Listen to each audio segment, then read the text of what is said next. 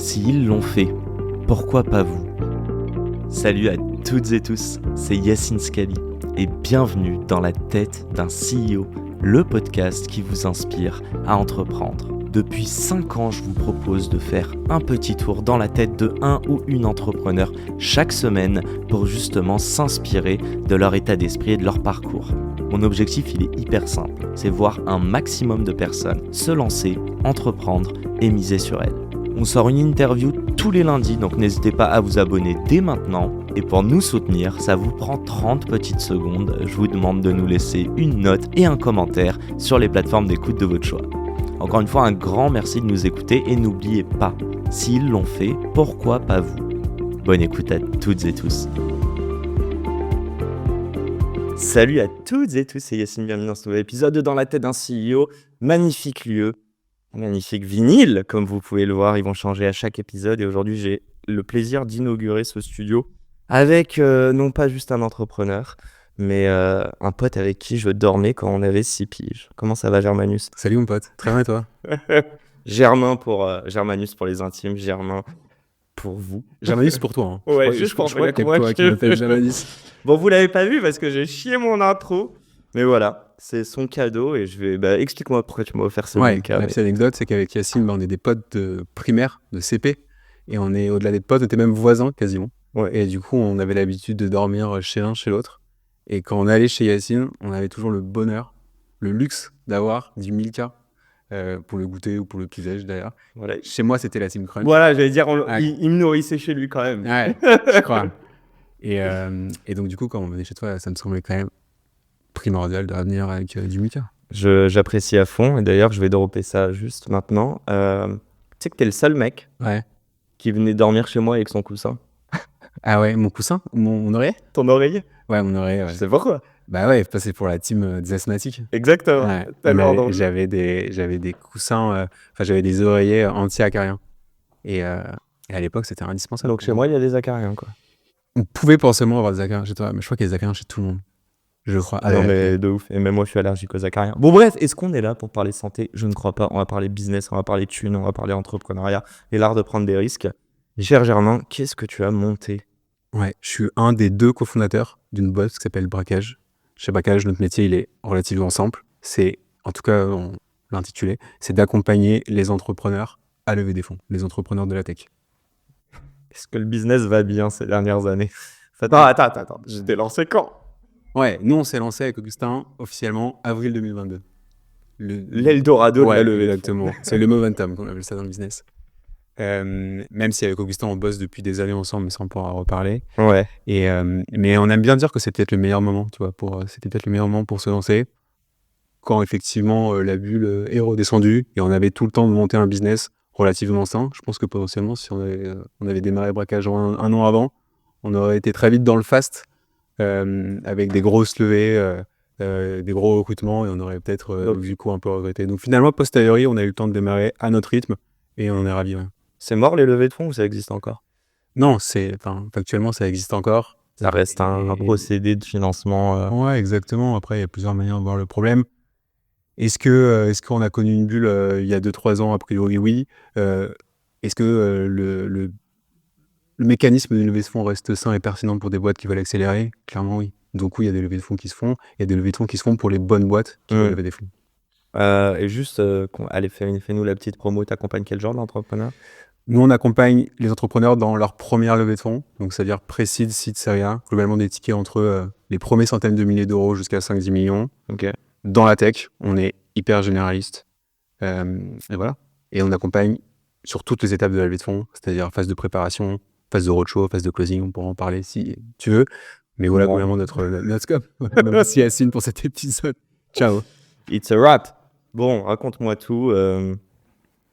Est-ce que t'étais un bon élève? J'ai envie de comprendre un petit peu. Ouais. On va parler de comment tu t'es lancé, de l'art de prendre des risques. Ouais. Et je pense que tu l'as fait sans l'intellectualiser.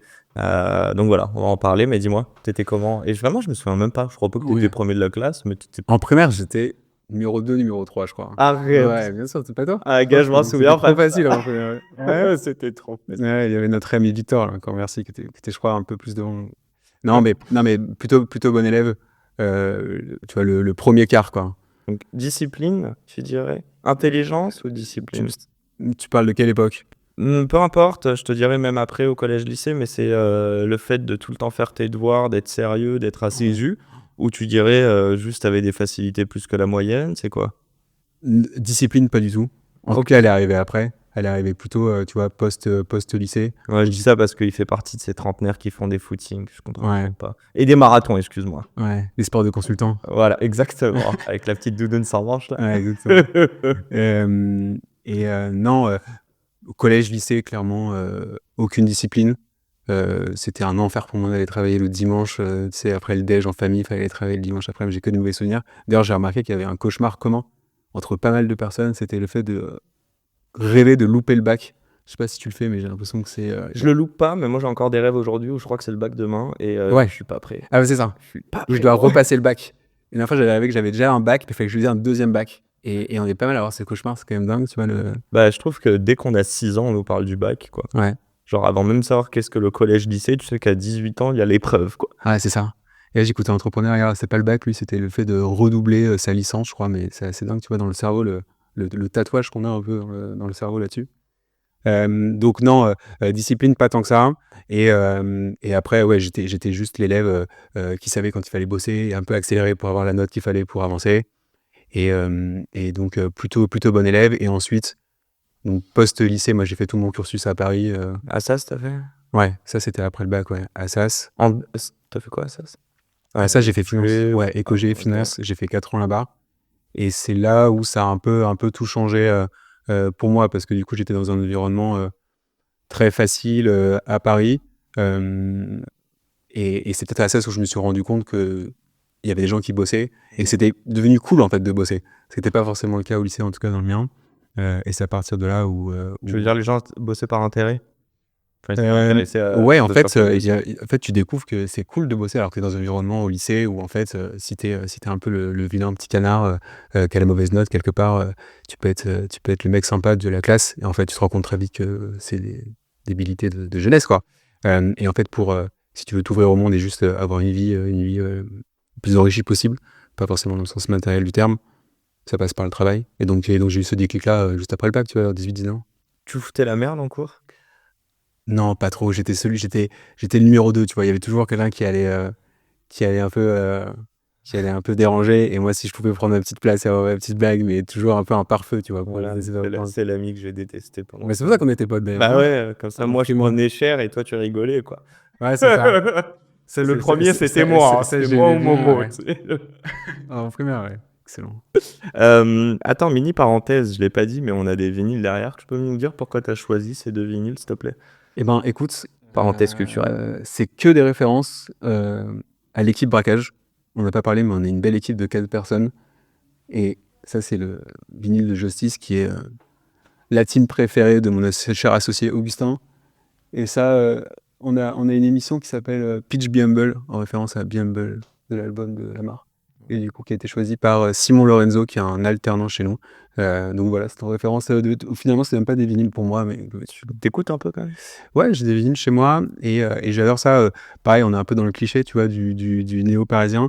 Mais la réalité, c'est que c'est un peu comme le cinéma, tu vois, que je consomme beaucoup. C'est une vraie expérience immersive qu'on a de moins en moins malgré tout. Et c'est trop cool, tu vois, quand tu écoutes un disque. Déjà, tu as l'objet, tu rentres un peu dans l'album, tu es obligé d'écouter tout l'album. En vinyle, ouais. En vinyle, ouais, pardon. Mais l'album, c'est à peu près similaire d'ailleurs. Et du coup, tu as vraiment un temps, tu vois, parce que finalement, un artiste qui fait un album, en tout cas pour les bons, c'est une vraie proposition de plusieurs sons, tu vois. C'est pas juste. Putain, t'as tellement 30 ans, mec. Ouais, j'ai tellement 30 ans. C'est incroyable, là. Il y a 5 ans, on aurait pas dit. Il y a 5 ans, on était au Parc des Princes en train de se bourrer la gueule. Ouais, je sais pas si je me déteste, putain. Revenons à nos moutons. C'est quoi la question? Ouais, la question que je vais te poser. Je veux parler d'argent et je veux comprendre pourquoi tu es rentré en finance. Mais bon, du coup, je te biaise, mais c'est quoi c'était quand même bien reconnu. D'ailleurs, je dis ça, mais à la fin d'Assas, donc tu es rentré à l'EM. Il y avait un truc aussi de vouloir rentrer dans une grande école de commerce. C'était quoi Ouais, Qu'est-ce que tu cherchais à ce moment-là? Moi, j'ai le parcours classique du mec qui voulait réduire les risques et donc qui prenait le parcours choisi par le plus de personnes et qui ouvrait a priori le plus de portes. Mais pour accéder à quoi? Quand tu dis réduire les risques. Accéder juste au prochain level où tu as encore tous les choix possibles. Ok. Donc, tu vois, tu fais un bac généraliste, ES, ensuite tu fais une fac généraliste, ensuite tu fais une école de commerce généraliste. Et à partir de là, tu commences à avoir des petites choses qui te plaisent, tu vois, type l'entrepreneuriat. On avait créé une asso là-dessus en 2014 avec Augustin d'ailleurs, à l'époque. On Ah avait ouais fait ça tous les deux. Ouais, Je savais pas. en 2014, on parlait d'entrepreneuriat dans une association qui s'appelait Jeunes Pousses d'Assas. Et c'était pas simple à l'époque de parler d'entrepreneuriat en 2014. Ouais, c'est toujours pas si simple. Ouais, c'est toujours pas si simple, mais on a quand même pas mal avancé tous, je pense, depuis 10 ans. Et pourquoi je disais ça? Ouais, et ensuite, du coup, école de commerce généraliste. Et donc là, je commence à me dire, l'entrepreneuriat, ça me parle.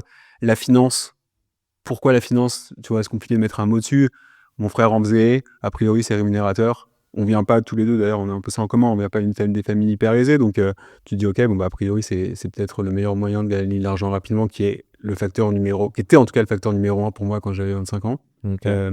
Et c'est la raison pour laquelle M&A. parce que ouais, tu disais, fusionnes les deux. Tu fais fouetter, mais tu gagnes le Ou- plus possible en ouais. sortant d'école, quoi. En fait, mon premier stage en école de commerce, c'était en fonds d'investissement. Ok. Donc là, ça cumulait parfaitement pour moi la finance et l'entrepreneuriat. C'était un fonds de VC qui s'appelait Time. Mais est-ce que tu es rentré dans le fond en me disant c'est de la finance et tu as découvert l'entrepreneuriat ou c'était déjà voulu Non, avec tes jeunes je pousses me rappelle très bien, j'étais trop fier de ma lettre de motivation. Je conjugue entrepreneuriat et finance. Et une personne qui s'appelle Griffin, que je remercie encore, m'a fait confiance. Et on a fait ça pendant 6 mois et c'était trop bien, même si j'ai très vite compris que le VC n'était pas pour moi. Pourquoi c'était pas pour toi? Parce que c'est un métier sur le papier qui attire beaucoup d'ailleurs, mais que je trouvais, et ça c'est très perso, très attentiste. Ok. En fait, tu vois, tu investis dans des boîtes, tu peux à la marge aider l'entrepreneur, l'équipe, mais très vite tu te rends compte que le business il se fait dans les boîtes.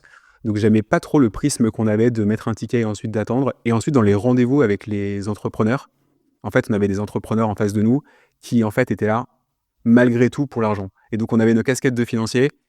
Et on avait l'impression, en tout cas c'était ma sensation à l'époque, que l'entrepreneur ouvrait pas vraiment le capot de sa société.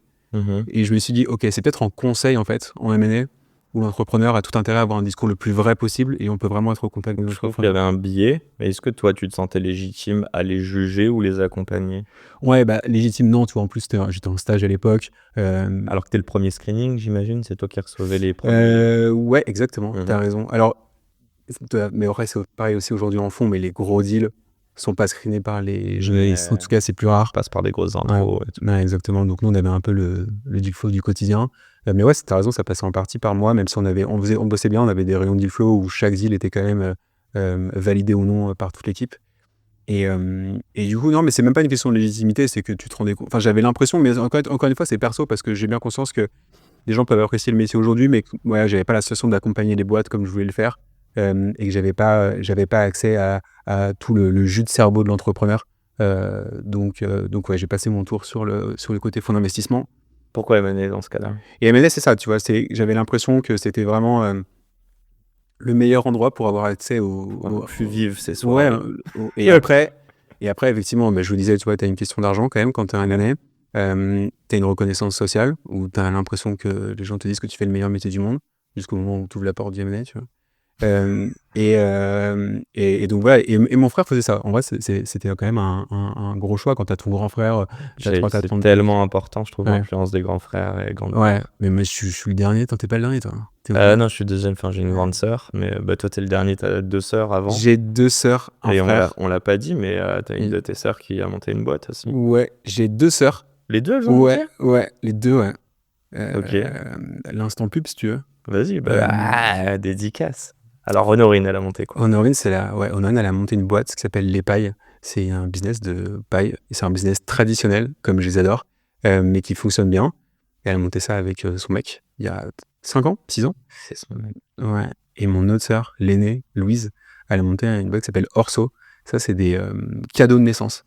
Si vous avez autour de vous des parents qui vont avoir des enfants, n'hésitez pas à aller sur Orso, à cliquer. Il y a des trucs magnifiques. ORSO. Comment? ORSO. Ouais, ORSO. ORSO, exactement. Et il y a un petit magasin en Batignolles.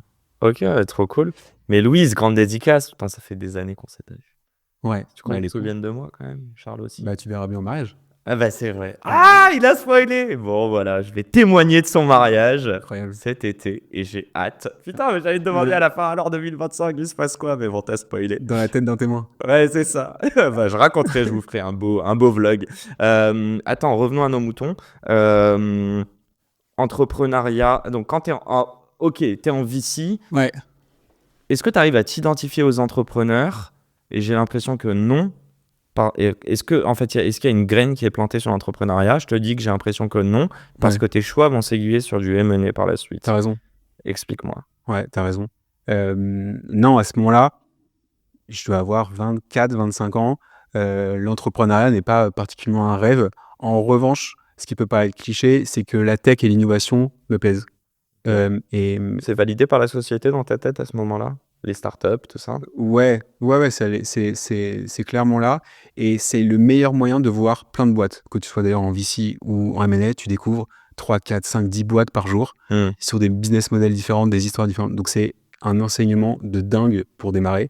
Et c'est aussi plus la case M&A, je pense, qui t'apporte ce qu'on appelle des hard skills. Vraiment à mettre la main dans des BP, dans des decks, tu vois, tu produis Ça, il vraiment. n'a plus de secret pour toi. Aucun secret.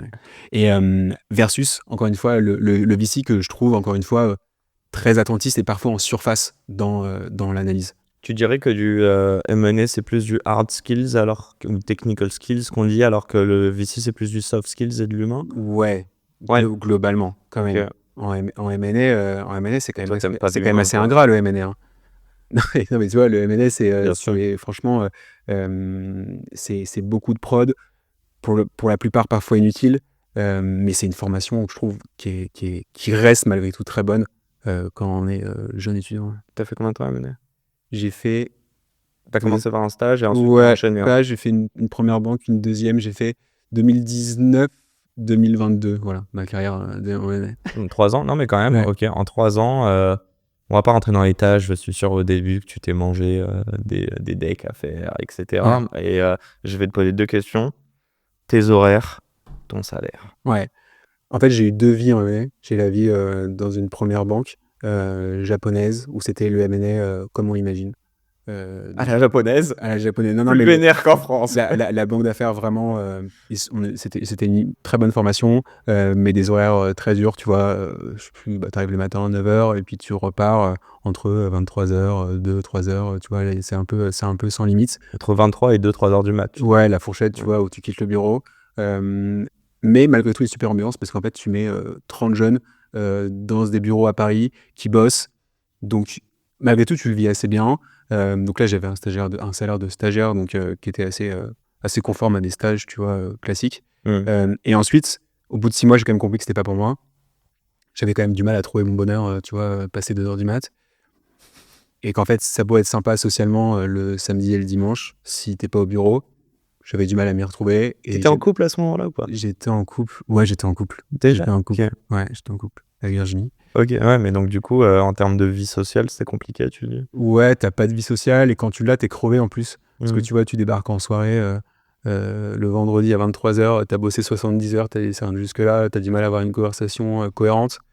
Et le samedi et dimanche, en plus, moi, à l'époque, j'avais des réflexes. Je me levais le samedi et il fallait que je dépense.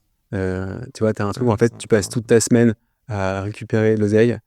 Et du coup, je dépensais, moment de mais bonheur, dans n'importe quoi. D'ailleurs, c'était un peu la finalité du M&A, mais quand j'ai dit n'importe quoi, c'était tu vois, la dernière doudoune, l'iPhone. En fait, j'avais tout ce que j'avais voulu avoir au collège, lycée. Là, j'ai tout envoyé. Ça a duré combien de temps, ce truc de je veux me faire plaisir matériellement? Je pense quasiment tout le M&A. Et c'est ça qui a un peu donné lieu à la fin. Tu vois, ça a duré 2 ans. 2 ans où du coup, tu te retrouves le samedi, je sais pas, Bougrenelle, enfin, les centres commerciaux à dépenser. Putain, mon enfer. Et après, tu repars travailler lundi. En tout cas, moi, c'était ma manière de le vivre. Voilà. Et du coup, après, ça, je suis passé à la première banque japonaise. Ensuite, je suis allé dans une autre banque, plus ce qu'on appelle small cap. Donc, c'est ça qui m'a un peu mis le pied dans l'entrepreneuriat. C'est quand j'accompagne les entrepreneurs sur des, entre guillemets, petites boîtes dans le M&A. Donc, des valorisations entre 0 à 50 millions d'euros. Donc, des entrepreneurs qui ont encore des équipes à taille humaine. Et donc, c'est au bout de cette période-là où je me suis dit, OK, en fait, je passe mon temps à voir des entrepreneurs qui sont pas entre guillemets, des superstars de l'entrepreneuriat. C'est des gens qui ont des TPE, PME, qui sont, un, très heureux, deux, qui ont des projets super intéressants, et trois, à un moment, qui cash out quand même des sommes intéressantes. Et j'étais au contact d'eux, versus sur des banques d'affaires plus grosses, où tu as des strates, tu as des équipes, tu vois, c'est un système pyramidal où tu vas avoir 3, 4, 5 personnes au-dessus de toi avant d'avoir accès aux clients. Moi, j'ai vu des gens dans la première banque, ils avaient 30, 35 ans, ils étaient comme ça à l'idée de faire une visio avec un client, parce que tu as une exposition qui est hyper faible. Ça m'a effrayé.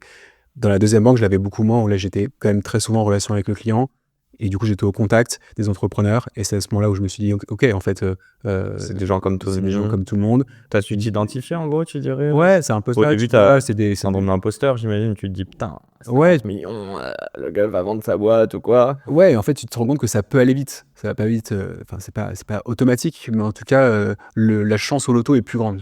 Ok. Et l'autre facteur, c'était que les fondateurs de ma deuxième banque, Financière Monceau, quand ils ont monté cette banque, ils avaient entre 26 et 30 ans. Ah, ok. Donc, tu te dis, ok, en fait, ils ont démissionné pour monter leur banque. Donc pourquoi pas, ouais. Ok, c'est pas les raisons, mais c'est des choses qui Ouais. ont. Ok, tu m'as pas balancé, enfin, qui ont fait que derrière l'entrepreneuriat a planté sa graine. Salaire. En Salaire. stage, t'es à combien En stage, en M&A, ça remonte, je crois que j'étais à 1008. Ok, donc pas si ouf. Enfin, c'est déjà très bien, mais tu peux le toucher. Ouais. Avant inflation, c'était en 2019, tu vois, donc c'est L'inflation, 2017 aujourd'hui. 2008, quand t'as fait une grande école de co, Non, dès que tu vas en c'est un finance. bon salaire en Ouais. stage, mais... Et en CDI. Et en CDI, bah écoute, tu as des augmentations un peu tous les ans. Du coup, j'y suis resté, j'ai resté 3 ans. J'ai dû commencer autour... En fait, en M&A, tu as deux briques, hein. Tu as la partie fixe et après, tu as la partie bonus qui te permet... Généralement, le bonus en M&A, on le compte en pourcentage, tu vois. Donc, tu peux aller jusqu'à parfois 100%. En gros, tu peux doubler ton fixe. Et donc, je gagnais pas mal, hein. J'ai commencé à 50 en fixe. J'ai fini à 80. Ok. Et ça, chaque année, tu peux le doubler en décembre. C'est quoi ta plus grosse année? Ma plus grosse année, c'est quand je suis parti. Quand je suis parti, tu vois, j'étais parti pour faire 70 plus 70 à 25 ans, 26 ans. Donc, tu as fait 140 la dernière année? Ouais. Et la toute première année, quand tu fais juste 50, en fait, tu termines à 70, je dirais? Ouais, moi, je suis arrivé au mois de septembre, j'avais pris 50, et je sais plus, je crois qu'il m'avait filé peut-être 15 ou 20, tu vois. 15 ou 20 pour juste 4 mois de travail Ouais. de septembre à... Ouais. On rentre dans la vraie question. Non, mais tu sais, Comment tu... Vas-y, attends, excuse-moi. Non, mais quand je suis parti, quand j'ai démissionné en mars-avril 2022, factuellement, j'avais aucune raison de démissionner. Je dis non, NON, là, à... allez, 60... Bon, je sais que c'est un gros montant à la fin de l'année, plus 70 ou 80 étalés sur 12 mois. Ouais. Mais c'est l'équivalent dans peut-être 7 000 euros par mois. Non, mais voire c'est énorme, et le mot est trop faible. Encore plus quand tu viens d'une famille relativement modeste comme la mienne, tu vois. Alors, on va dire modeste, moi je mets des points. On a quand même grandi à 2 pas de la Tour Eiffel, entouré de personnes qui viennent autant de HLM que d'écoles militaires ou que de personnes qui achetaient des apparts à côté, qui faisaient des rallyes. Donc, plutôt aisé. Moi, je trouve quand même, sache-le, on fait quand même partie des potentiellement 5% plus riches en France. Hein. On ne représente pas, je trouve, la France globale. Ouais, écoute, Après, Paris, c'est particulier même. Je sais pas trop, tu vois, sans refaire la bio familiale, moi j'ai quand même 2 parents qui sont issus de milieu agricole en Normandie, donc tu vois, ma mère me disait encore hier que quand elle a grandi dans une maison où les toilettes n'étaient pas dans la maison, tu vois, t'imagines? Ouais, il y a des décalages. Il y a des décalages, ouais, elle est arrivée à Paris à 17 ans toute seule.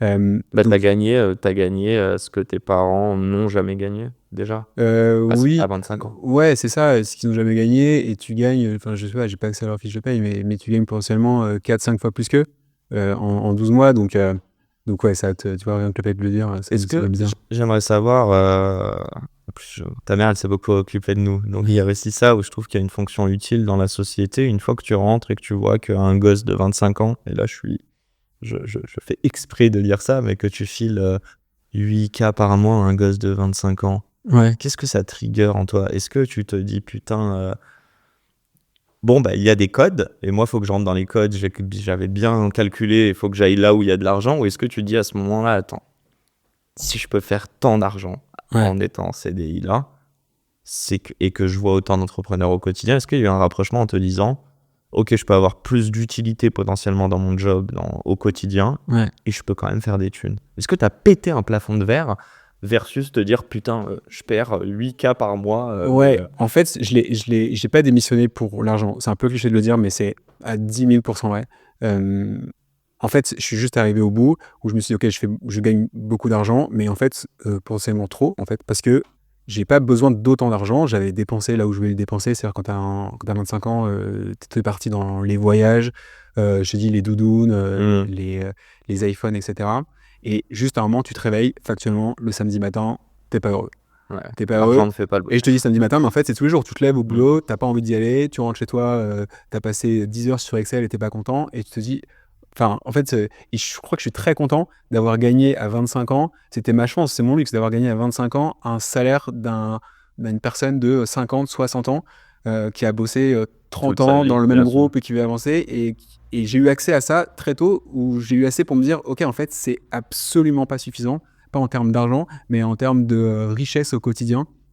Mais tu étais prêt à renoncer à cette complètement. richesse financière? Ouais, complètement. Parce que j'étais persuadé, et je suis encore à 25, 26, 27 ans, j'avais pas besoin à Paris de plus de, tu vois, 2, 3, 4 000 euros par mois, ce qui est déjà énorme, et ce qui est déjà, comme tu le disais, dans les premiers pourcentages en termes de population, pour vivre et être heureux et avoir du temps pour mes proches ou faire autre chose, d'autres activités, tu vois, juste s'enrichir, s'épanouir. Et ma vie, à ce moment-là, valait pas 7 000 euros par mois, quoi. Et il y a un truc dans la prise de décision qui a été hyper importante, j'en suis sûr et certain. C'est le fait que tu t'es pas lancé seul, tu t'es lancé avec un pote. Ouais. Raconte ça. Ouais. Tu l'aurais fait sans Augustin? Écoute, je sais pas, en tout cas, j'aurais pas fait ça. Ok. Moi, je dis souvent, je suis parti avec un pote au Canada. Ouais. Jamais de ma vie, j'y serais allé à 18 ans si mon pote il voulait pas y aller. Genre, Ouais. tu vois, c'était. Et je te rejoins, et parfois je réfléchis, et je crois que j'ai jamais rien fait tout seul, tu vois. Ok. C'est vrai que je sais pas faire ça. Donc ouais, avec Augustin, on est des potes d'abord de la fac, et ensuite on était à l'EM Lyon ensemble, en coloc. On a commencé comme ça, comme boulot étudiant, à doucement accompagner des entrepreneurs à lever des fonds, au début sur des decks, des business plans. Donc on a toujours eu entre nous une relation entre guillemets de boulot, mais même malgré qu'on soit coloc, on avait l'association Jeunes Pousses à Assas, ensuite on avait nos boulots de freelance. Donc il y a toujours ce pont de travail entre nous deux. Donc on s'est vraiment construit comme ça, on a construit notre amitié comme ça. Ouais, puis lui, il était chez Bold avocat, donc il est un avocat pour les entrepreneurs ou les startups. Ouais, il a commencé par faire du VC d'ailleurs, comme moi, tu vois, on a fait un stage Mais je suis ensemble. bête, tu sais que. Mais non, je suis con. À l'époque, il n'y avait pas du tout de braquage, Non. mais tu m'avais intro à Augustin Ouais. parce que moi, je voulais rentrer en VC, tu te souviens? Ça me rappelle un truc. Tu avais au moins Ouais. un an d'avance sur moi. Ouais, j'ai toujours eu beaucoup d'avance. Tu veux parler des Warhammer, tu veux parler de FIFA, attention. Mais non, je me souviens très bien. En tout cas, Augustin, il était chez Isaïe, ouais, exact. Ouais, Isaïe en stage. Et ensuite, donc lui, il faisait du droit à Assas. Et du coup, il a été diplômé de l'EM Lyon. Il a eu le barreau de Paris. Et donc, du coup, il est devenu avocat, comme tu le dis, chez Bold, qui est un cabinet, peut-être le cabinet du juridique quand on est une boîte tech à Paris, en France. Donc il a fait ça pendant moi, je faisais du M&A. n'est pas sponsorisé par Bold? Non. Pas encore. Pas encore, ouais. On peut les contacter. Tu sais que j'habite juste à côté de chez eux en Suisse. Ils sont très beaux, leurs locaux. Ouais, à Strasbourg-Saint-Denis, là. Ouais. C'est cool. Là où on monte déjà chaque fois, d'ailleurs. Ouais. Bon, vas-y, continue, Ouais. excuse-moi. Qu'est-ce que je te disais? Non, mais du coup, voilà, on a eu nos expériences à la fois similaires, tous les deux en VC, à la fois complémentaires, lui côté avocat, moi côté banque d'affaires.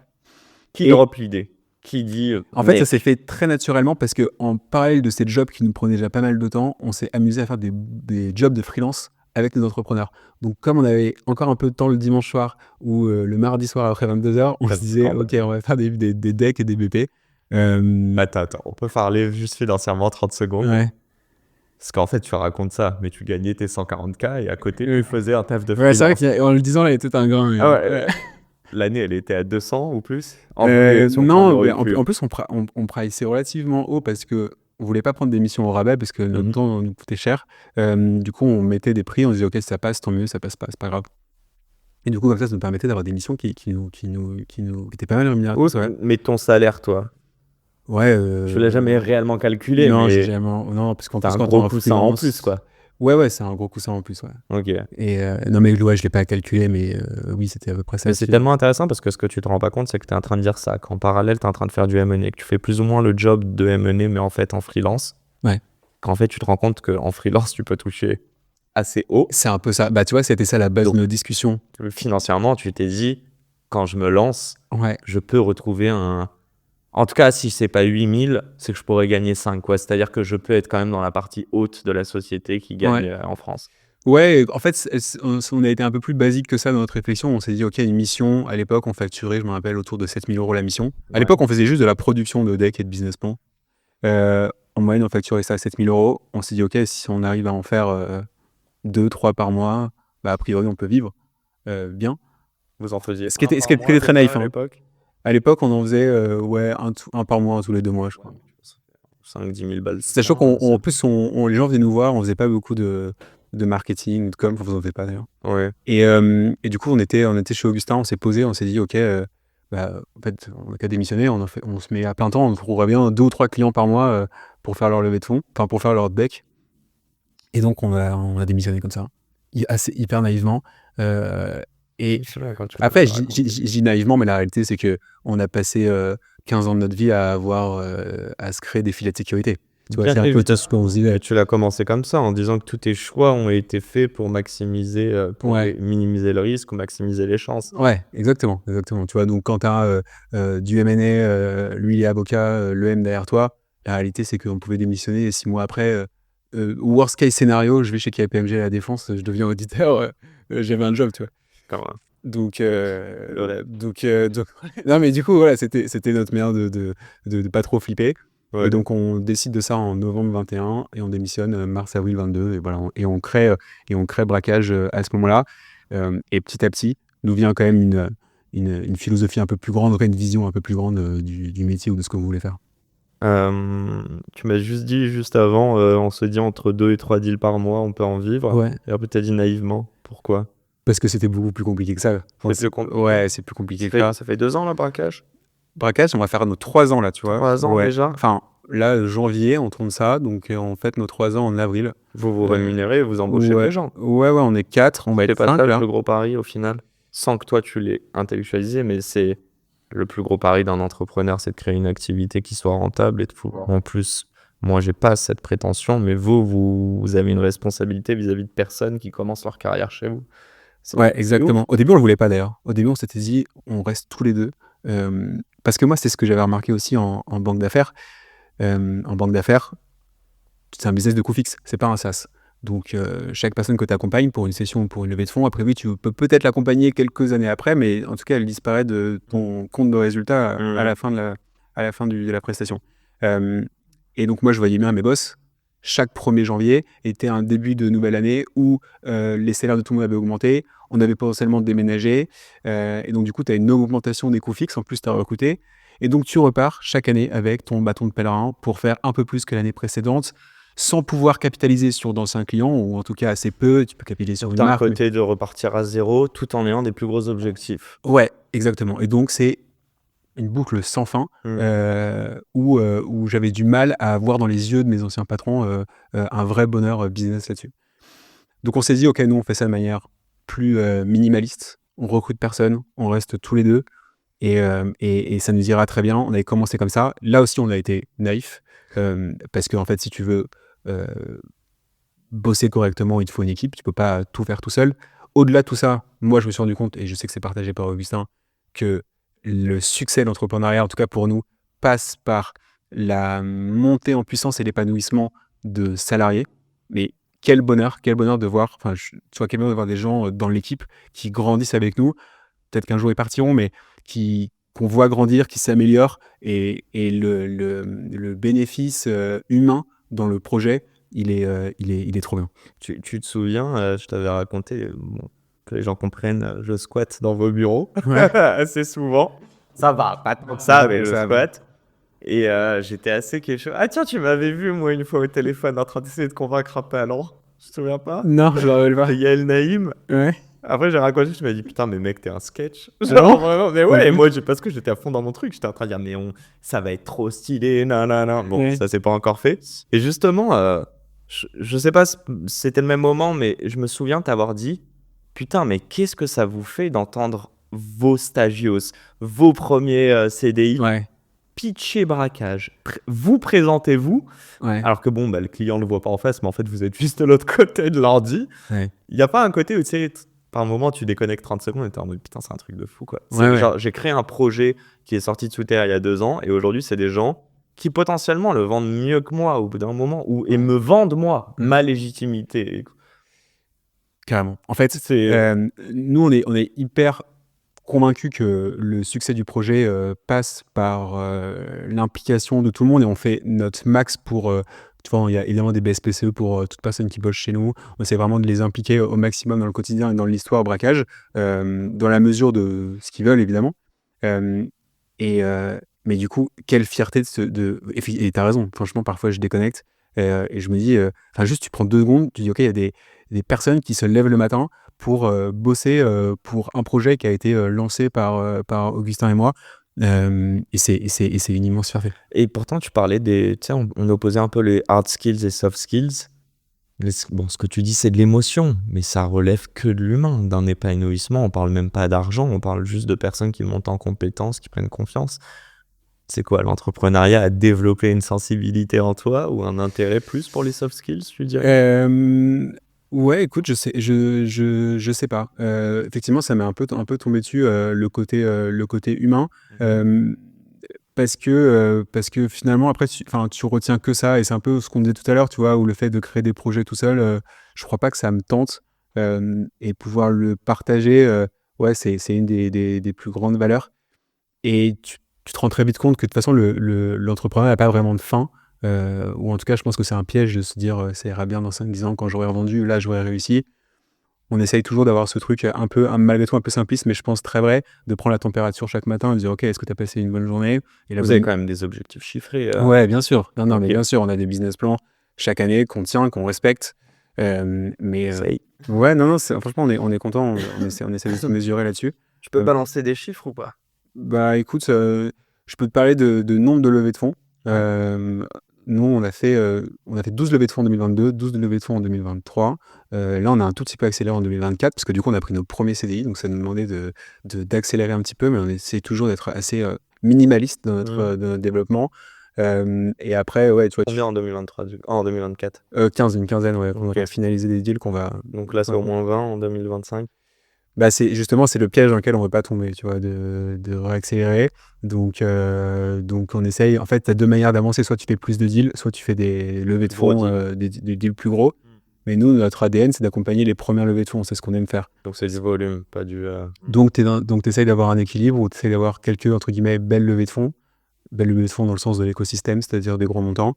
Et on essaie d'avoir des plus petites levées de fonds qui sont toutes aussi belles, mais sur des montants plus petits. Mais c'est parfois là où on prend le plus de plaisir. Parfois plus cool. C'est plus cool pour nous d'accompagner un entrepreneur qui fait sa première ou deuxième levée de fonds, à qui on a plein de choses à apprendre, versus l'entrepreneur qui fait sa 15e, qui est rodé à l'exercice, et du coup qui a tous les réflexes. Et là, on se sent plus vraiment intermédiaire. Donc, c'est parfois un peu plus intéressant intellectuellement, mais sur le côté humain, c'est cool d'avoir des entrepreneurs qui font leur première levée de fonds. Je voulais te parler d'un truc, je vais parler de la mise en action, et après on va reparler d'argent. Et juste avant ça, je voulais comprendre, et je pense que c'est intéressant aussi de voir avec Augustin. Ouais, évidemment, je connais un peu Augustin, mais surtout, je sais pas si tu te souviens de notre dernière conversation au resto. On a pas mal parlé de comment vous êtes... On a pas mal parlé, nous. Complémentaires, mais aussi très différents. Ah oui, ok. Bon, on va pas dévoiler tous les secrets non plus, parce qu'on a dit des choses perso. Moi, je voudrais comprendre une chose. Est-ce qu'il y a l'un de vous deux qui se met en action, et je reprends le mot naïf, est-ce que la naïveté n'est pas le moteur de l'entrepreneuriat? Et justement, c'est le fait de ne pas savoir à quel point c'est dur, de ne pas savoir que c'est pas que juste avec 3 deals que tu vas vivre par mois, et qu'au final, c'est en faisant que du coup, tu te confrontes à un petit problème ou te dire, ok, finalement, il faut que je fasse plus. Mais vu que tu as fait et que tu as déjà réussi à avoir une première victoire, c'est plus un problème, mais un challenge. Tu vois ce que je veux dire ou pas? Ouais, c'est un peu... tu l'as pas mal dit dans tes précédents podcasts et je suis... tu m'écoutes. Ouais, pas tout le temps, mais un petit peu. Et il a vraiment pas si simple d'écouter son pote, hein. Pas si simple d'écouter son pote. Mais non, en fait, je pense que... tu vois, je trouve que c'est cool de dire... je pense que c'est important de bosser un maximum sans se poser de questions jusqu'au moment où... En moins jusqu'au moment où tu comprends que t'es mauvais. Ok. Tu vois, il y a cette partie, je trouve, où effectivement, au début, t'es naïf, faut se lancer. et tu as l'impression que le monde est à toi, enfin en tout cas c'est des hauts et bas un peu tout le temps, cette période-là elle est indispensable, et à un moment tu bosses tellement, là tu te rends compte toute la difficulté qu'est d'entreprendre, la difficulté d'arriver au niveau de tes concurrents ou de les dépasser. Plein de petites difficultés, non? Ouais, c'est plein de petites difficultés, mais je pense qu'il faut essayer de casser, tu vois, ce sas où tu as l'impression que tout est facile. Et justement, attends, vas-y, continue. Non, mais c'est un peu l'analogie tu sais, quand tu révises un examen.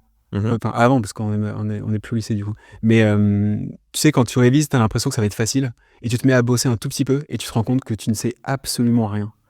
C'est un peu la courbe de la confiance qui est connue d'ailleurs pour ça. Et ben c'est à ce moment-là où tu as bien compris que tu savais rien, que tu vas pouvoir commencer petit à petit à remonter la pente et à arriver à un bon niveau pour ton examen. Je trouve que c'est assez similaire à l'entrepreneuriat. Au début, tu arrives comme une fleur, et à partir du moment où tu découvres que tu es mauvais, c'est bon, tu peux commencer à bosser. Moi, je prends une analogie, c'est tu vois, je parle du principe que c'est la montagne. T'es en bas, tu vas accéder tout en haut. Ouais. Quand t'es en bas, la montagne, tu la vois énorme. Et moi, c'est l'impression que... Parfois, tu la vois pas, la montagne, c'est ça le problème. C'est le problème de beaucoup d'entrepreneurs. En fait, pour moi, le problème, c'est pas que tu... Enfin, pour moi, je sais pas. Tu vois, t'as le chemin avant d'arriver en bas de la montagne. Moi, c'est le chemin que tu ne vois pas. C'est ça, moi, que je suis en train de dire. En Ouais. fait, pour moi, le chemin, c'est la mise en action. La montagne, c'est l'objectif final. Et encore une fois, ça peut être faire vivre 3 employés ou vouloir te rémunérer, tu vois. Mais c'est pas genre être millionnaire, quoi. C'est Ouais. pas forcément ça. Et encore une fois, plus tu grandis, plus tu te rends compte qu'en fait, le point, viens, on va aller chercher la montagne d'après, etc. Moi, ce que je veux Ça, dire, c'est il y a beaucoup de personnes qui ne se lancent pas parce qu'elles sont en bas de la montagne. Elles voient pas la porte d'entrée. Tu sais, c'est le chemin qui va faire comme ça, qui va te permettre d'y arriver petit à petit tout au sommet. Ouais. Et elles ont presque l'impression que la montagne, elle est comme ça et qu'il faut tracer tout droit. Ouais. Comment tu fais? Et c'est là où je te demande avec Augustin, et je sais qu'il y en a peut-être l'un de vous deux qui est un peu plus, tu vois, émotif, l'autre qui va être beaucoup plus en retrait. Je sais plus exactement, je veux pas te biaiser, mais Ouais. dans vos conversations, qui flague les problèmes et qui et te dit voilà toute la strat et je vois tout ce qu'on doit faire et c'est beaucoup, et qui à l'inverse va dire attends mec, step by step, déjà on va commencer avec ça. Et en fait en faisant ça, on va commencer à voir la suite du chemin. Et tu vois, et sans s'en rendre compte, on aura déjà avancé. Ouais. C'était longue ma question. Mais... Non, en fait, évidemment, nous, on intellectualise pas beaucoup avec notre relation avec Augustin. Et c'est vrai que c'est assez magique parce qu'on est des potes, et si tu lis 2-3 théories sur l'entrepreneuriat, on te dit de pas entreprendre avec des potes. Bon, comme beaucoup de choses dans ce milieu-là, faut toujours apporter de la nuance, c'est pas une science exacte, et pour nous ça marche, donc on avance comme ça. Motep. Non, mais du coup, non, écoute, franchement, on est effectivement assez complémentaires. Je pense pas qu'on ait de rôle particulier. Je pense qu'on est tous les deux assez capables d'avoir cette vision, à la fois de mettre des freins. Donc, je pourrais pas te dire que l'un ou l'autre prend plus ce rôle-là que l'autre. Juste une contrebalance. Ouais. Okay. Et on Vous avez jamais été bloqué? Non, et pourtant on est à 50-50, donc on aurait forcément toutes les raisons de l'être. Mais quand on est bloqué, soit on demande aux autres chez nous de trancher, soit il y en a toujours un qui a l'air un peu plus convaincu que l'autre par la voix, donc on va le suivre. Et au pire on se trompe, et si on se trompe on fait demi-tour et on prend l'autre chemin, tu vois. Donc, tu parles de confiance juste, et tu l'as mentionné, monter une boîte avec son pote, pareil, sa famille, sa femme, son mari. Moi, la chose, je veux te la poser, que je ne comprends pas, c'est que quand tu crées une boîte, j'ai quand même le sentiment que c'est un gros projet de vie, plus gros que ton petit marathon, je pense. Même si c'est la prépa et tout. Non, mais c'est vrai, c'est un truc qui mixe et l'argent et la responsabilité humaine vis-à-vis de tout, j'allais dire les employés, mais toutes les parties prenantes, en fait, tes fournisseurs, tes clients, etc. Merde, je suis en train de perdre ma question. Qu'est-ce que je voulais te dire? Oui, la question de confiance. Est-ce que tu trouves pas que demain, si tu devais créer une boîte from scratch, je reprends ce truc de se dire ouais, faut presque mettre de l'émotion de côté, mais à qui tu fais plus confiance qu'à tes potes ou ta famille? Est-ce que c'est pas les meilleures personnes pour monter une boîte? Ouais. Moi, j'aurais tendance à te dire oui, parce que c'est comme ça que je fais les choses. C'est que je fais beaucoup de choses avec des gens, et très souvent avec ma famille ou mes amis, parce que j'aime bien cette relation de proximité et de confiance qu'on a très vite. Mais non, j'apporterai quand même pas mal de nuances à ce que tu dis, parce que nous, effectivement, avec Augustin, ça fonctionne bien. Alors déjà, c'est quand même différent d'entreprendre avec des potes versus quelqu'un avec qui on vit, je pense, parce qu'Augustin, je le vois pas le soir. Et au-delà de ça, le fait d'entreprendre avec quelqu'un d'extérieur, ça peut aussi t'apporter un discours beaucoup plus vrai. Tu vois, le fait qu'on bosse avec Augustin, c'est parfois pas si simple de se dire les choses. Parce que ton pote, t'as du mal à forcément lui dire des choses un peu négatives. On se force à le faire, on se force à faire des feedbacks. Quelqu'un qui est extérieur, tu pourrais te dire, ok, c'est beaucoup plus simple de lui faire des retours. Tu fais aussi moins all-in sur l'entrepreneuriat parce que la stat de boîte qui se plante à cause d'un conflit d'associés, elle est énorme. Je crois que c'est autour d'un sur deux, tu vois. Ouais, Donc tu mises moins là-dessus. A priori, en termes de probabilité, tu as quand même plus de chances de trouver quelqu'un de complémentaire en dehors de ton cercle proche, qui est par définition restreint, que dans ton cercle proche. Donc ça fonctionne, mais ça peut fonctionner autrement. Donc c'est un hasard, mais il n'y a pas de grande règle là-dessus. Ouais, non, mais je pense que du coup, ouais, c'est pas un hasard pour nous, ça s'est fait naturellement. Mais en tout cas, c'est pas une règle parce que tu as des exemples et des contre-exemples partout. Tu vois. C'est quoi les enjeux là 2025? Tu peux me parler juste sur braquage?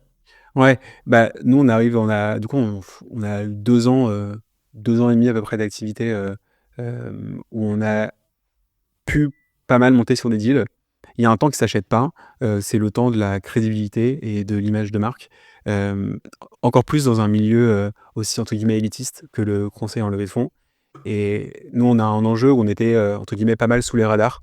On faisait très peu, enfin on faisait pas mal de communication, mais les entrepreneurs qui viennent nous voir, c'est beaucoup de bouche à oreille.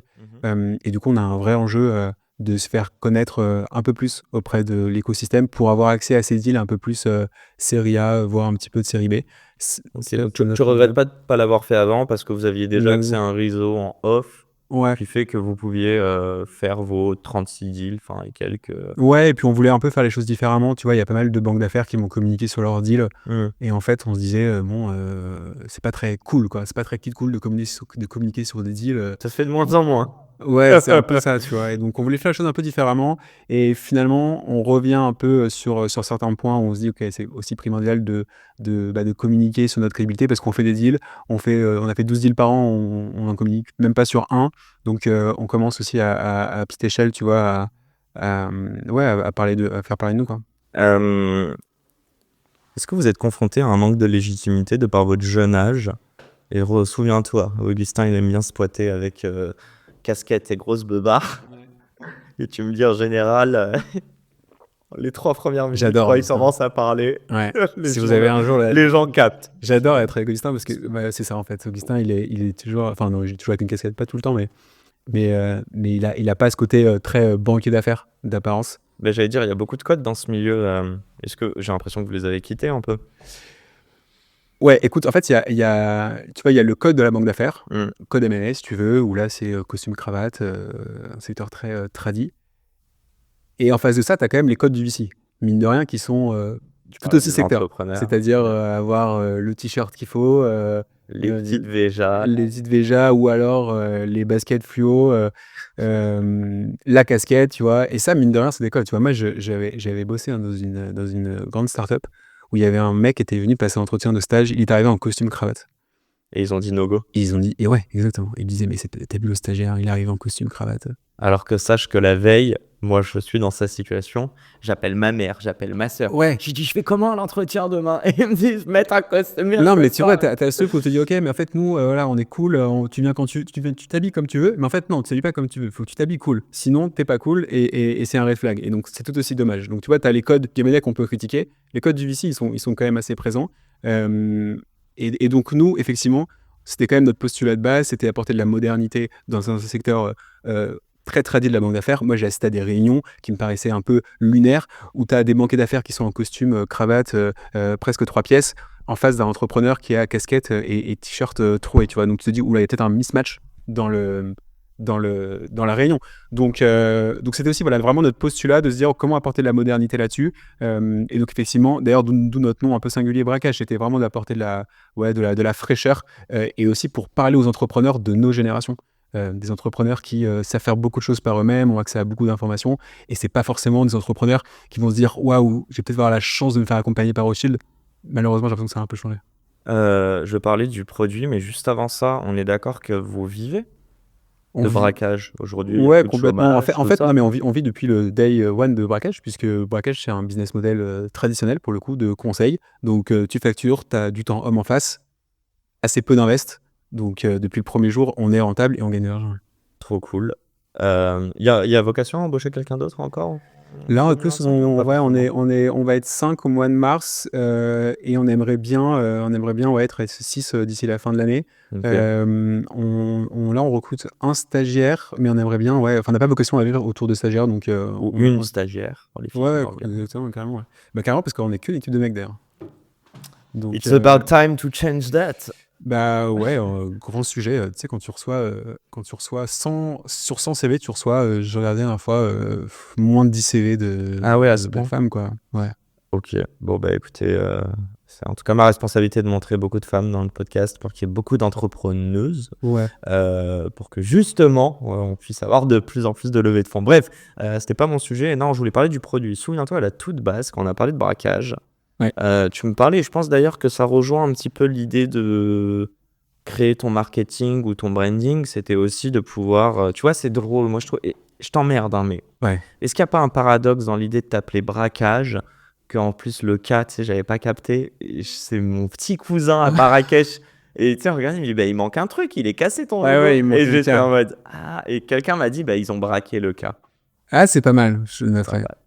Tu peux noter, Oui. dédicace. Et en fait, j'ai l'impression que donc, du coup, d'ailleurs, je t'avais dit pas braquage, je me dis, mais si, Yacine, on va se souvenir du nom et tout. Et après, j'ai l'impression que vous n'avez pas forcément beaucoup communiqué. Et à un moment, je sais que vous vouliez monter une sorte de produit, tu vois, un outil en main pour accompagner les gens pour qu'ils puissent déjà préparer leur doc pour lever des fonds. Ouais. Il s'est passé quoi là-dessus? Est-ce que vous avez réussi à signer des clients sans avoir besoin de communiquer et donc vous avez mis ça en stand-by? Ouais. Est-ce que c'est toujours dans le pipe? Ouais. Bah, bon, sur le nom braquage, effectivement, braquage, l'idée c'était d'avoir un nom très moderne. Alors, la jeunesse du nom, c'était initialement une simple blague. En fait, j'écoutais, il y a une musique de Vald, vous pouvez écouter si vous voulez un moment, il met le mot braquage. Et donc, du coup, j'ai eu l'idée comme ça en marchant, en allant au travail en M&A. Je la propose à Augustin sur le tour de la blague, qui me dit on peut pas trouver meilleure idée, on y va. Donc, on a avancé comme ça. Et après, on s'est dit ok, peut-être quand même raconter une histoire autour de ce nom et pourquoi on a voulu le faire. Donc, notre volonté, c'était apporter de la modernité et parler à notre génération qui a malgré tout grandi autour de références urbaines et qui est aussi habituée à l'entendre. C'est un nom qui se retient. C'était casser les codes là dont tu parles Ouais, du M&A, ouais. complètement. Dire, on peut être les cool kids et faire du taf Ouais, sérieux, quoi. exactement. Ça, Ok. c'est tout notre marketing. Et en fait, il y a aussi un problème d'entre-soi dans l'écosystème qui nous dérange et c'est quand même notre plus grande vision. Tu prends 2-3 stats, tu te rends compte très vite. 75-76%, je crois, des levées de fonds depuis pas mal d'années sont à Paris. 2 tiers des fondateurs des plus grandes boîtes, tu vois, du Next 40 par exemple, ils sont issus des grandes écoles. Quand je dis grande école, c'est HECX pour la très grande majorité. Ok. Tu prends ce même classement, le Next 40, Hmm. je crois que donc le classement, il a dû commencer en 2019. Il a fallu attendre 2023 pour avoir la première femme fondatrice. Typiquement. Des pigments, exactement. Donc il y a quelque chose qui ne va pas, il y a un entre-soi, un élitiste, et c'est malgré tout, la levée de fonds, c'est un exercice très scolaire, donc ça nous dérangeait. Donc c'était vraiment notre volonté chez Braquage, c'était d'ouvrir un peu les portes de l'entrepreneuriat et de donner accès à tous les entrepreneurs, un maximum d'entrepreneurs, les codes de la levée de fonds. Mais pour autant, je t'emmerde un peu, Ouais. mais sur la quarantaine de levées de fonds que vous avez faites, c'est souvent les mêmes profils, j'imagine? Honnêtement, forcément. honnêtement non. Honnêtement Ok. non. Donc ils existent, ces profils. Ouais, ils existent. Il y a parfois il y a très souvent des bons projets. La réalité, c'est qu'ils sont hyper mal défendus. Mais très vite, tu vois, il y a des decks kata, il y a des storytelling qui fonctionnent pas. Il y a une mauvaise manière d'approcher les fonds. Et en fait, tu as toutes les chances, pour beaucoup d'entrepreneurs, et c'est ce qu'on essaye de défendre, qui trouvent pas succès, mais au bout des premières rencontres avec les VC ou dès les premiers mails ou autre. Et donc, du coup, ça fait le pont avec la partie produit. On s'est dit, OK, comment adresser un maximum d'entrepreneurs? Parce que la réalité des banques d'affaires aujourd'hui, qui vivent sur des commissions sur la levée de fonds, elles ont tout intérêt à accompagner les grosses levées de fonds pour gagner de l'argent et beaucoup moins intérêt à aller accompagner l'entrepreneur qui veut lever 400 000 euros, qui a une probabilité de succès de 15%. Donc le business model, d'ailleurs, ne fonctionne pas. C'est même pas qu'elles veulent pas, c'est que ça ne fonctionne pas. Et donc on s'est dit, OK, c'est la tech qui va nous apporter une solution là-dessus. On va pouvoir, grâce à la tech et à notre produit, diffuser un maximum d'informations. C'était évangéliser, c'était faire en Ouais, sorte que les évangéliser, mais entrepreneurs gagner de l'argent aussi, tu vois? Avoir ouais. en fait un business model qui soit possible grâce à la tech, en gardant de l'humain, mais en mettant aussi de la tech, pour, pouvoir scaler un petit peu quand même. OK. Donc ça, c'était notre postulat de départ. On a pas mal bossé sur des produits. Au début, on a commencé sur des produits donc nous, comme je te le disais, on est 2 profils école de commerce, on sait pas coder grand-chose. Donc on a commencé sur Notion, tu vois? À faire un petit produit, qui l'entrepreneur pouvait à la fois avoir accès à nous et accès à plein d'informations sur Notion. On a aussi, après fait un peu de no-code avec du Airtable, et on s'est fait accompagner là-dessus. Chemin faisant, on a eu nos premiers clients comme ça, et au fur et à mesure, on a, dessiné un accompagnement qui est du coup focus aujourd'hui pré-seed seed, qui permet à l'entrepreneur d'avoir accès à toutes les informations pour réussir sa levée de fonds, de la phase de prépa jusqu'au closing. On lui donne tout notre savoir, tout ce qu'il doit savoir pour, réussir sa levée de fonds, et en même temps, il a accès à nous en tant qu'humain et conseil là où il y a de la haute valeur ajoutée, c'est-à-dire vérifier que la doc soit quali, lui donner, les bons codes pour contacter un investisseur, et évidemment surtout la partie transactionnelle où on l'aide à accompagner, à négocier pour lui les conditions du deal. Et donc mine de rien, donc la partie tech, tu le disais, elle est un peu moins forte parce qu'on se rend compte qu'il n'y a pas besoin de beaucoup de tech, en tout cas pour ce qu'on veut proposer. On est revenu sur certains points, tu vois, au début on voulait automatiser le business plan, le deck. En fait, tu arrives sur une science qui est par défaut inexacte, et c'est toujours mieux que l'entrepreneur puisse prendre en main son deck ou autre. Donc on vient Toujours temps des les codes. particularités pour chaque Ouais, business. exactement. Donc là-dessus, on est revenu, donc on a un peu moins de tech, mais on a quand même cet accompagnement aujourd'hui qui fonctionne bien, sur lequel on vit, qui est rentable et qui plaît aux entrepreneurs, et qui est dimensionné à leurs besoins, tu vois, pour les premières levées de fonds, et pour eux, c'est inutile de sous-traiter toute une doc auprès d'une grande banque d'affaires, tu vois. Donc on a vraiment pensé l'accompagnement pour ces premières levées de fonds. Je voulais parler, c'est con, mais tu as quand même rencontré énormément d'entrepreneurs. C'est quoi les gros red flags des gens que tu vois venir chez toi? Ouais. Ouais, nous, on rencontre beaucoup d'entrepreneurs, hein. Je sais pas, on va en discuter avec entre C'est bientôt la fin de notre podcast. 5 à 15 entrepreneurs par jour. Écoute, moi, je me bats un peu contre ces fameux green flag, red flag, qu'on essaye un peu de théoriser, parce que la réalité, elle est toujours plus complexe. C'est dans ce monde qui manque de nuances, on aime bien en apporter un peu plus. Malgré tout, l'actif numéro 1 pour lever sa première, sa seconde ou sa levée de fonds, c'est l'équipe. Ça, c'est les fondateurs. Un VC ou un investisseur va toujours préférer se dire, OK, potentiellement, le business model, il va pivoter 15 fois, le projet aussi, la vision aussi, mais j'ai des fondateurs qui donnent beaucoup, et qui sont capables de gérer ce jeune développement. Donc, l'actif numéro 1, c'est les fondateurs, et donc là où on a, entre guillemets, le plus de réflexes, c'est sur des fondateurs Ouais. qui vont avoir du mal à prendre les feedbacks, que ce soit côté nous ou côté Ok. VC, qui vont avoir du mal à monter en compétence sur la levée de fonds, parce que l'entrepreneuriat, c'est ça, c'est Pour pouvoir la capacité à apprendre. très vite sur plein de Mhm. sujets, et la levée de fonds, c'est la quintessence de ça, parce qu'en quelques semaines, tu dois être bon sur le juridique, le financier, le marketing, la com, etc. Et donc, c'est un crash test très efficace, malheureusement. Et donc ça, c'est la capacité des fondateurs à vraiment s'approprier la levée de fonds et monter en compétence sur le sujet. Et lever des fonds, c'est aussi du commercial. Donc c'est un entrepreneur qui va être très bon, tu On vois. parlait du storytelling avant. Ouais, Ouais. exactement. Si Donc- on vient de voir, faudrait quoi? Faudrait qu'on ait quand même anticipé. On n'en parle pas, mais quand tu lèves des fonds, c'est que tu as un besoin. Tu as un besoin potentiellement d'accélérer, ou tu as un besoin en trésor. Ouais, exactement. Même si on dit souvent, et c'est assez vrai, que le meilleur Faut moment, lever. quand on n'a pas besoin. Bien sûr. Non, mais derrière cette phrase, Je pense que t'enlèves l'émotion, un moi peu aussi. cliché, en tout cas, c'est pas être dans l'urgence de cash. Bien sûr. C'est ça qu'il faut retenir. Ouais. Ok. Je suis encore en train de perdre ma question. Qu'est-ce que je te disais? On parlait des red flags. Venir nous voir Hein? Pour venir nous voir Ouais, donc voilà, il y a la complémentarité de l'équipe, parce que ça, en fait, tu peux pas la bouger, mais au moins les gens qui nous écoutent, si demain ils veulent lever des fonds, évidemment, je pense qu'il faut avoir une stratégie dans sa levée. Ouais, même si on est là aussi pour accompagner l'entrepreneur à raconter la meilleure histoire Bien possible aux investisseurs. Mais nous, on prend toujours une demi-heure, en tout cas, pour discuter avec les entrepreneurs, et parfois leur dire que faut repousser la levée de fonds ou les aiguiller vers d'autres acteurs plus pertinents. Donc. Ouais, c'est voir aussi votre capacité, votre légitimité à pouvoir les accompagner. Ouais, carrément. Est-ce que t'en as qui viennent te voir en mode, ok, bah en fait, nous, on sait déjà tout faire. Nous, ce qu'on veut, par contre, c'est votre réseau. Ouais, ça arrive. Ça, on est toujours très méfiant. Ouais. Parce Ça devient un parce métier qu'un entrepreneur, d'affiliation, presque. ouais, mais même un entrepreneur qui te dit que il est au top pour lever, que tous les feux sont ouverts, mais il lui manque que l'argent pour réussir à lever, tu te dis que là, il y a peut-être un souci. Les meilleurs decks, souvent, c'est les decks où on me dit ouais, je crois que j'ai un deck qui fonctionne, mais à voir. Versus là, j'ai le meilleur deck du monde. Donc ouais, parfois les entrepreneurs viennent nous voir pour juste faire de l'intermédiation. C'est pas notre vision. Il y a des gens qui le font mieux que nous. Nous, on se voit vraiment comme les chefs d'orchestre de la levée de fonds, donc on aime bien accompagner sur toutes les étapes parce que c'est essentiel qu'on puisse mettre notre valeur sur la phase de préparation pour derrière être bon face aux investisseurs. On se voit pas comme une simple boîte aux lettres de mail et mise en relation, même si on le fait, on sait le faire.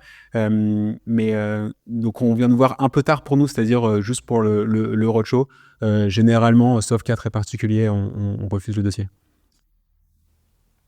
59 minutes, je vais te prendre 2 minutes. Ouais. C'est la fin de je te pose mes dernières questions. Tu sais que je regarde jamais la fin de tes podcasts. Ah ouais? Ouais, jamais. t'es un bâtard, Ouais, je regarde toujours. Et je sais pas, à la fin, je sais pas pourquoi, mais c'est... Ouais, je sais pas.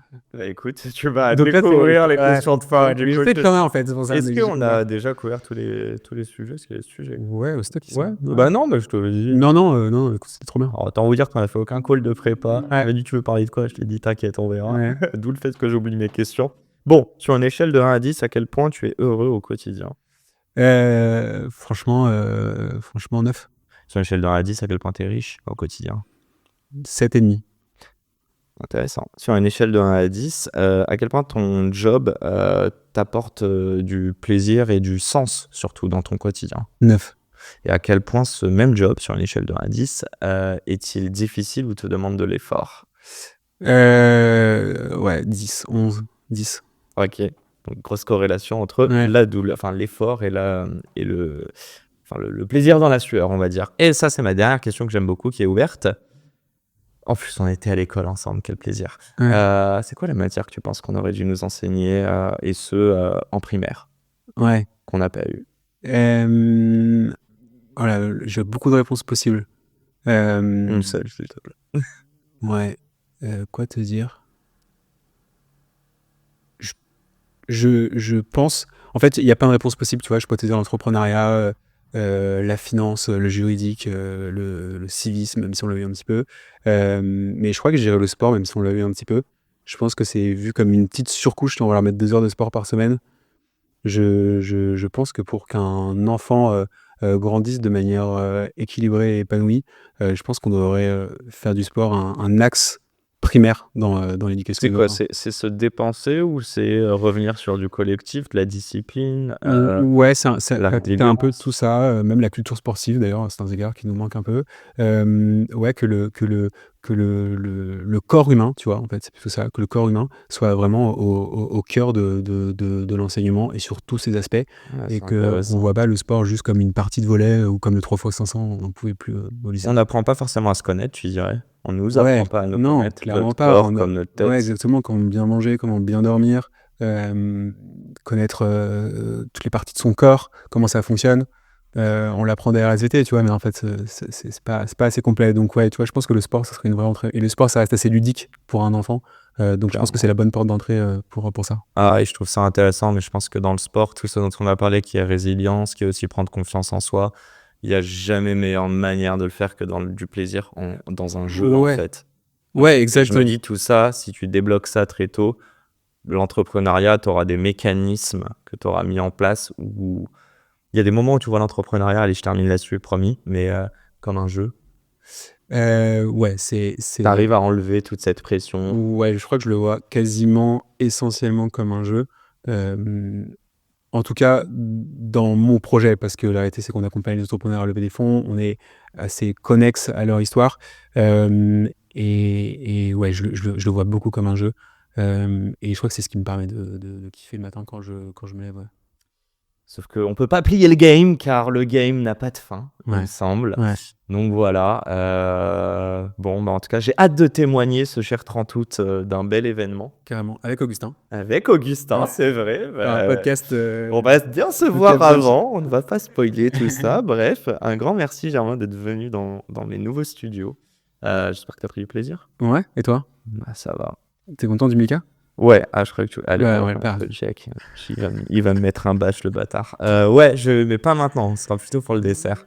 Je t'enverrai des photos de moi dans mon lit en train de manger comme un gros morphale. Merci à tous de nous avoir suivis Merci ce beaucoup. nouvel épisode. Je vous dis à la semaine pro pour un nouvel épisode. Et surtout, en 30 ans, n'oubliez pas, merde, un putain de merde dans tous vos projets. Misez sur vous, croyez en vous et avancez un pas après l'autre. Et j'espère que vous allez chercher des victoires. Allez, sur ce, beaucoup de positif et d'amour à vous envoyer. Ciao, ciao. C'est la fin de cet épisode. S'il vous a plu, prenez 30 secondes pour nous laisser un commentaire et une note sur la plateforme d'écoute de votre choix. On a encore des dizaines d'épisodes en stock, donc je vous laisse fouiller. Et d'ici là, n'oubliez pas, s'ils l'ont fait, pourquoi pas vous ? Encore une fois, un grand merci de nous avoir écoutés et à très vite pour un nouvel épisode. Ciao.